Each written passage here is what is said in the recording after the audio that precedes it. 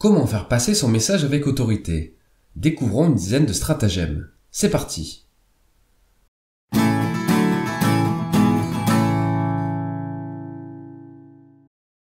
Au début des années 60, le psychologue Stanley Milgram démontre l'influence de l'autorité sur nos comportements.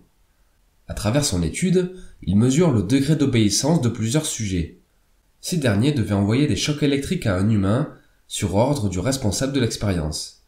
Le niveau de soumission est tel que la plupart des gens ont octroyé des décharges potentiellement dangereuses. L'expérience de Milgram démontre notre tendance à obéir aveuglément aux figures d'autorité. Ce biais est un puissant levier à exploiter pour influencer les comportements. Une des clés consiste à faire illusion en utilisant une référence d'autorité pour appuyer ses propos. Découvrons plusieurs de ces subterfuges qui utilisent des biais cognitifs ou constructions sociales. Premier stratagème, l'argument d'autorité pure. Exemple, tu dois prendre ton médicament car le médecin te l'a conseillé. L'objectif est d'argumenter en se contentant d'invoquer une figure d'autorité de manière à faire reposer la valeur du propos sur son origine plutôt que sur le véritable argument. Voici d'autres exemples. Le climat se réchauffe car la communauté scientifique le confirme. Notre politique économique porte ses fruits car une étude de l'INSEE le démontre.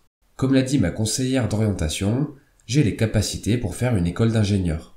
Deuxième stratagème, la raison du plus fort. Exemple, nous devons soutenir l'Ukraine car si nous n'intervenons pas, la Russie risque de nous attaquer. L'objectif est de faire un appel à la force ou à la peur pour faire accepter une conclusion. D'autres exemples, tu dois accepter cette mission, sinon nous te licencions en faisant jouer la clause de mobilité. Si vous ne réglez pas 2 loyers d'avance, nous louons cet appartement à un autre candidat. Si vous ne faites pas barrage, nous risquons de revenir aux pires heures de notre histoire. Troisième stratagème, la raison du plus riche, la raison du plus pauvre. Le but consiste à prétendre qu'une conclusion est vraie uniquement parce que son sujet est riche ou a réussi. Un tel argument sous-entend aussi que l'avis des personnes qui ont moins de succès ont forcément moins de valeur. Exemple, qu'est-ce que t'en sais? Tu ne gagnes pas assez d'argent pour t'acheter une maison décente. Ou encore, un film avec un tel budget et une telle affiche est forcément une réussite. Par opposition, un autre stratagème consiste à invoquer la raison du plus pauvre, c'est-à-dire prétendre qu'une conclusion est vraie uniquement parce que le sujet de l'argument est pauvre. Exemple, le peuple a forcément raison, car les gens d'en bas sont plus proches de la réalité. Quatrième stratagème, la raison de la majorité. Exemple, Dieu doit exister puisque la majorité des humains y croient depuis des millénaires. L'appel à la popularité est largement répandu. L'idée qu'un argument est forcément valable si un nombre d'important de personnes le considèrent comme vrai. Deux dictons illustrent parfaitement la limite de ce procédé fallacieux. Si tout le monde fume, c'est que ça doit pas être trop mauvais.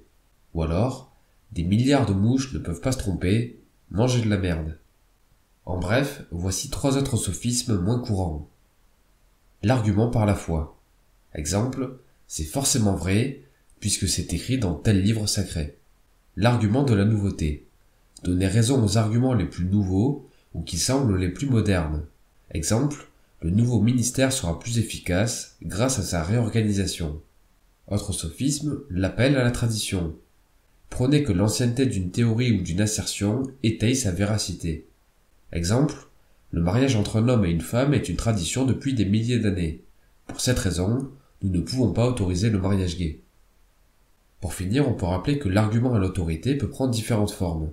Utiliser l'image d'un scientifique pour appuyer la qualité d'un produit, citer des références en fin de publication pour appuyer le sérieux de ses propos, ou encore faire appel à une célébrité pour améliorer la qualité perçue d'un produit, même si le domaine d'expertise de la célébrité n'a aucun rapport avec le sujet. Bref, pour résumer et conclure, l'appel à l'autorité est un puissant levier pour faire passer un message.